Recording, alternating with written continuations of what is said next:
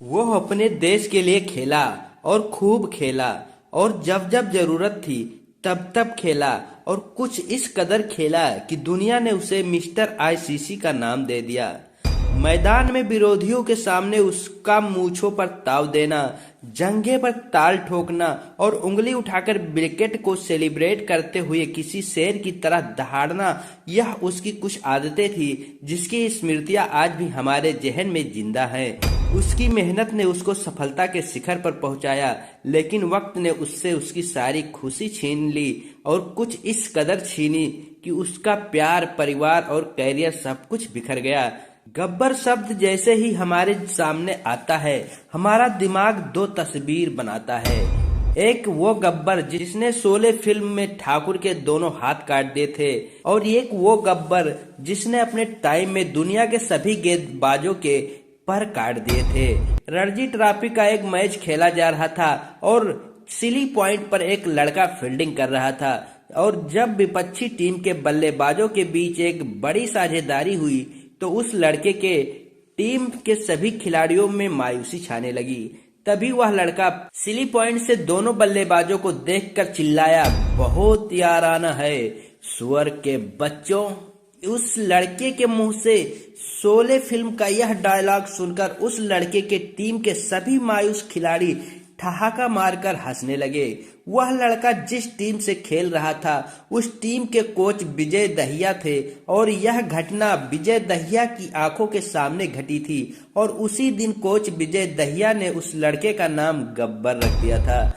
और यह लड़का कोई और नहीं बल्कि अपने शिखर धवन थे। साल था 2004, बांग्लादेश में अंडर 19 वर्ल्ड कप खेला जा रहा था और पूरे विश्व क्रिकेट की निगाहें 18 साल के एक लड़के के ऊपर आकर ठहर गई थी। उस लड़के के बल्ले से स्क्वायर कट, एयरबॉर्न कट्स और अपर कट्स या सारे शॉट्स इतनी आसानी से निकल रहे थे जैसे भारतीय क्रिकेट को जल्द ही एक नया सितारा मिलने वाला था। यह लड़का कोई और नहीं बल्कि शिखर धवन ही थे। शिखर धवन ने 2004 के अंडर 19 वर्ल्ड कप में 7 मैच खेलकर 84 के एवरेज से 93 के स्ट्राइक रेट से कुल 505 रन बनाकर इस विश्व कप के टॉप स्कोरर रहे। सिर्फ 7 पारियों में ही शिखर ने 3 शतक और 1 अर्धशतक लगाकर मीडियम और क्रिकेट एक्सपर्ट्स के आकर्षण का केंद्र बन गए थे।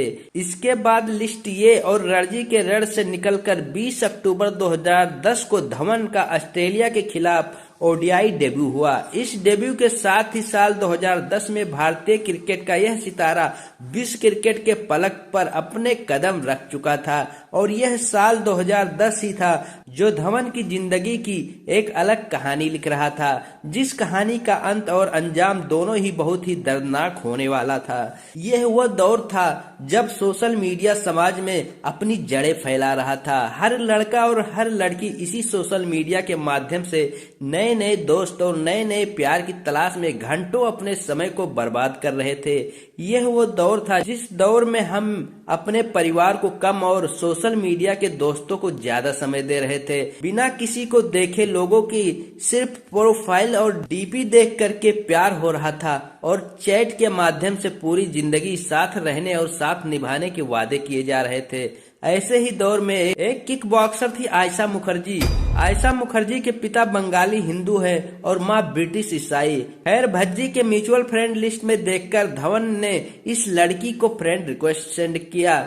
यह धवन की पहली नजर का प्यार था, और वक्त की नजर में यह धवन की सबसे बड़ी गलती थी, क्योंकि साल 2010 तक धवन किसी परिचय के मोहताज तो थे नहीं, क्योंकि घरेलू क्रिकेट के रिकॉर्ड्स और मीडिया की रिपोर्ट्स बता रही थी कि आने वाले समय में धवन टीम इंडिया के स्टार बल्लेबाज है। इसलिए धवन की फ्रेंड रिक्वेस्ट को आयशा मुखर्जी की तरफ से तुरंत एक्सेप्ट कर लिया गया।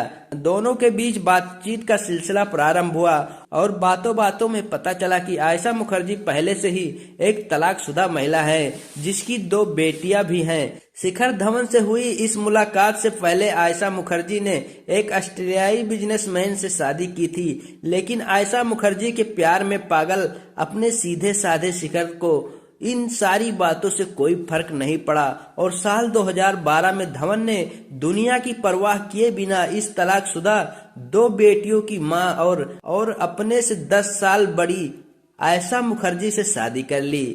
लेकिन उस वक्त धवन को कहाँ पता था कि धवन ने अपने लिए जिंदगी नहीं बल्कि अपनी जिंदगी के लिए कांटे चुने हैं। खैर 14 मार्च 2013 को शिखर ने अपना टेस्ट डेब्यू किया। सचिन ने धवन को टेस्ट कैप दी और धवन ने जब इस मैच में बल्लेबाजी प्रारंभ की तो पूरी दुनिया धवन को बस देखती रह गई। शिखर धवन ने ऑस्ट्रेलिया जैसे खतरनाक बॉलिंग लाइनअप के खिलाफ महज 85 गेंदों में शतक लगाकर किसी भी डेब्यू द्वारा बनाया गया सबसे तेज शतक का रिकॉर्ड स्थापित कर दिया। 174 गेंदों में 187 रन बनाकर भारत के किसी भी डेब्यू द्वारा बनाया गया सबसे बड़ा स्कोर का रिकॉर्ड स्थापित करके इतिहास में अपना नाम लिख दिया। इसी पारी के बाद Dhawan electronic media, print media और सोशल मीडिया के गलियारों में चर्चा का केंद्र बन चुके थे।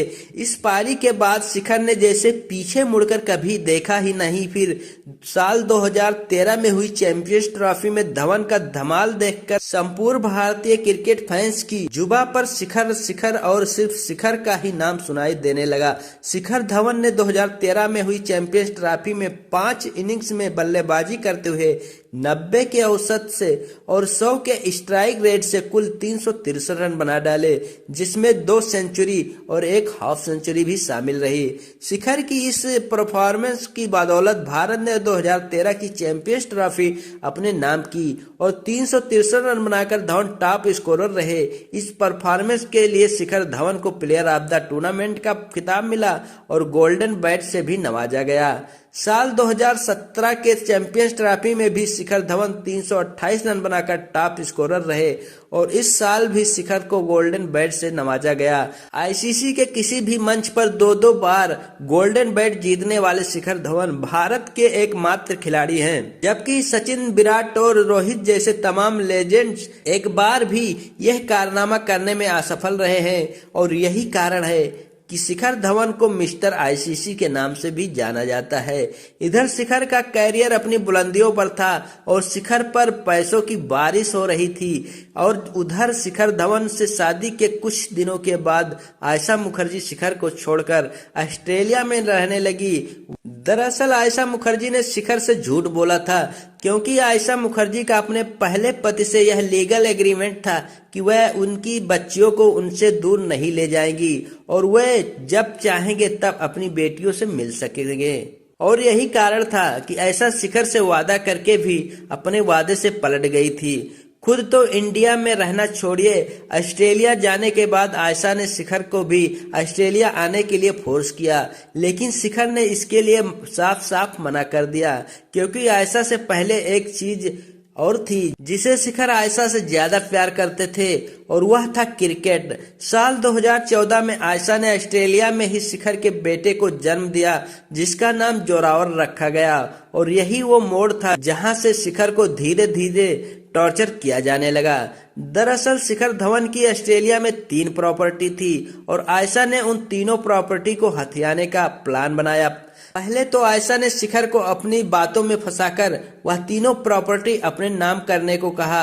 एक प्रॉपर्टी तो शिखर ने आयशा के नाम पर कर भी दी और बाकी की 2 प्रॉपर्टी में शिखर ने आयशा मुखर्जी को जॉइंट ऑनर भी बना दिया। लेकिन लालची और धूर्त लोगों की फितरत होती है कि मुफ्त में उन्हें चाहे जितना भी दे दो, उनके लालच की आग शांत नहीं होती। लिहाजा आयशा के भी लालच की आग जब दिन प्रतिदिन और बढ़ती ही जा रही थी। आयशा ने अपने एक्स हस्बैंड के दोनों बेटियों के खर्च के नाम पर शिखर से पैसों की डिमांड करना प्रारंभ किया। सीधे सीधे शिखर ने आयशा की इस बात को भी मान लिया। शिखर आयशा की डिमांड पर 5, 10, 15 लाख आयशा को महीने 2 महीने में ऑस्ट्रेलिया भेजते रहे। यहाँ तक कि आयशा मुखर्जी ने अपने पालतू कुत्तों के खर्च के नाम पर शिखर धवन से कई लाख रुपए ऐंठ लिए। एक तरफ शिखर धवन अपने रिश्ते को बचाने में लगे थे, वहीं दूसरी तरफ आयशा शिखर धवन को लूटने में लगी थी। क्योंकि उस समय शिखर धवन टीम इंडिया के जान हुआ करते थे, लिहाजा शिखर धवन के पास पैसों की कोई कमी तो नहीं थी। लेकिन आयशा का टॉर्चर तो अब शिखर को धीरे धीरे महसूस होने लगा था और साल 2019 आते आते आयशा का यह टॉर्चर अपनी सारी सीमाओं को पार करने लगा था और इसी साल 2019 में शिखर के लिए बहुत कुछ बदलने वाला था। 2019 का ओडीआई विश्व कप प्रारंभ हो चुका था और इसी विश्व कप में 9 जून 2019 को इंडिया वर्सेस ऑस्ट्रेलिया का मैच खेला जा रहा था। गेंद पैट कमिंस के हाथों में थी। एक तो ओवल की तेज और उछाल भरी पिच, ऊपर से पैट कमिंस जैसा खतरनाक गेंदबाज जो उस मैच में 145 से 150 की स्पीड से गेंद डाल रहा था और पैट कमिंस की एक गेंद इन स्विंग बाउंस लेकर सीधे शिखर धवन के ग्लव्स से टकराई और शिखर धवन दर्द से तड़पकर सीधे जमीन पर बैठ गए। शिखर धवन के दर्द को देखकर ही उस मैच को देख रहे लोगों के समझ में आ गया था कि शिखर के साथ कुछ तो मेजर हुआ है। टीम के फिजियो दौड़कर ग्राउंड पर आते हैं और ग्लव्स उतारकर धवन के अंगूठे को चेक किया जाता है और फिजियो ने बताया कि अंगूठे में भयंकर चोट लगी है और शायद हड्डी भी टूट चुकी है। टीम के फिज ने शिखर को वह मैच न खेलने की सलाह देकर कहा कि चलो वापस ड्रेसिंग रूम में चलो, लेकिन फौलाद सा जिगर रखने वाले शिखर ने विश्व कप के इस बड़े मैच में अपने वतन को अकेला छोड़ना उचित नहीं समझा। धवन ने फिजियो के हाथ से अपना हाथ छुड़ाते हुए कहा कि मैच बड़ा है और कंगारुओं के सामने मुश्किल भी।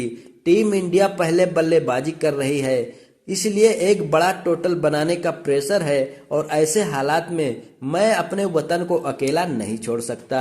धवन की अब बातें सुनकर टीम फिजियो के समझ में आ गया था कि यह भारत का योद्धा है। अंगूठा बेशक टूट गया हो लेकिन इरादे अभी भी अटल हैं। टीम के फिजियो ने शिखर धवन को पेन किलर दिया और शिखर ने टूटे अंगूठे के साथ बल्लेबाजी करना प्रारंभ किया और जब यह बात दर्शकों को कमेंट्री के माध्यम से पता चली तो भारतीय दर्शक का सीना अपने उस धवन के लिए गर्व से चौड़ा हो गया। शिखर धवन ने इस मैच में अपने टूटे अंगूठे के साथ खेलते हुए 109 गेंदों पर 117 रनों की शानदार पारी खेली और शिखर की इस पारी की बदौलत भारत ने विश्व कप के इस मैच में 352 रन बनाने के बाद 36 रनों से कंगारुओं को शिकस्त दे दी।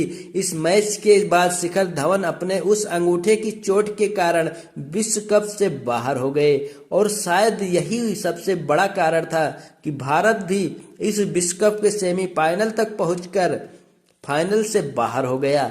अगर शिखर धवन अपने अंगूठे की चोट के कारण इस विश्व कप से बाहर ना हुए होते और अगर उस दिन सेमीफाइनल में शिखर न्यूजीलैंड के खिलाफ रहे होते तो टीम इंडिया का टॉप ऑर्डर उतनी आसानी से तो कोलैप्स नहीं करता जितनी आसानी से उस दिन कोलैप्स कर गया था, क्योंकि आईसीसी टूर्नामेंट में आते ही शिखर धवन एक अलग लेवल के खिलाड़ी हो जाते थे। आईसीसी ओडीआई इंटरनेशनल के जो टूर्नामेंट हुए हैं उसमें शिखर धवन का एवरेज दुनिया में सबसे बेहतरीन है। विराट कोहली, सचिन तेंदुलकर, रोहित शर्मा, वव रिचर्ड्स, सईद अनवर और दुनिया के तमाम दिग्गज बल्लेबाज भी आईसीसी वनडे टूर्नामेंट में शिखर से पीछे हैं। खैर 2019 के इस विश्व कप के बाद से शिखर धवन को टीम इंडिया से दूर रखा जाने लगा। शिखर के वैवाहिक जीवन का ग्रहण अब शिखर के कैरियर पर पड़ने लगा था। उधर आयशा मुखर्जी की डिमांड जब दिन प्रतिदिन बढ़ती ही जा रही थी। आयशा जब ऑस्ट्रेलिया की सभी प्रॉपर्टी में पूरी ओनरशिप के लिए शिखर पर मानसिक दबाव डालने लगी और इस दबाव से तंग आकर हमेशा मुस्कुराने वाले अपने शिखर अब तनाव में रहने लगे। सिर्फ एक औरत ने शिखर की जिंदगी की सारी खुशियों पर ग्रहण लगा दिया था। अब शिखर को अपनी गलती का एहसास होने लगा था। इस शादी के लिए शिखर के घर वालों ने शिखर को मना किया था, लेकिन शिखर की जिद और शिखर की खुशी के लिए उन्होंने शिखर की बात मान ली थी। माँ बाप की इच्छा के विरुद्ध अपने देश की सरहदों को पार करके शिखर ने जिस औरत को अपना हमसफर बनाया था, उस औरत ने शिखर के साथ अपने लालच की सारी हदों को पार कर दिया और अब शिखर धवन को भी उस लालची औरत की महत्वाकांक्षा और उसके इरादे समझ में आ चुके थे। लिहाजा साल 2021 में शिखर धवन ने आयशा से अलग होने का निश्चय किया। इस म्यूचुअल डाइवोर्स के लिए आयशा ने शिखर से 12 करोड़ रुपए और ऑस्ट्रेलिया की वो तीनों प्रॉपर्टी की डिमांड की और इस मानसिक और आर्थिक प्रताड़ना से तंग आकर शिखर ने साल 2023 में डाइवोर्स की अर्जी देकर इस लालची औरत से अपने बंधनों को समाप्त कर दिया। इधर शिखर की जगह टीम इंडिया में सुमन गिल को दे दी गई थी और शिखर ने एक शब्द तक नहीं कहा। हमेशा मुस्कुराने वाला टीम इंडिया का यह जाबाज बल्लेबाज उस वक्त भी सिर्फ मुस्कुरा ही रहा था। हालांकि उस मुस्कुराहट के पीछे शिखर के वह तमाम दर्द और आंसू छिपे थे जिसे समझने की कोशिश शायद किसी ने नहीं की। ना शिखर की बीबी ने, ना टीम इंडिया ने और ना ही बीसीसीआई ने। वक्त ने एक झटके में शिखर से वह सब कुछ छीन लिया। शिखर का प्यार, शिखर का परिवार, शिखर का कैरियर और यहाँ तक कि शिखर की एक खुशी। तो दोस्तों, क्रिकेट से जुड़ी नई अपडेट के लिए और ऐसी और कहानी सुनने के लिए हमारे चैनल को सब्सक्राइब करके वीडियो को लाइक और शेयर जरूर कर दें। नमस्कार।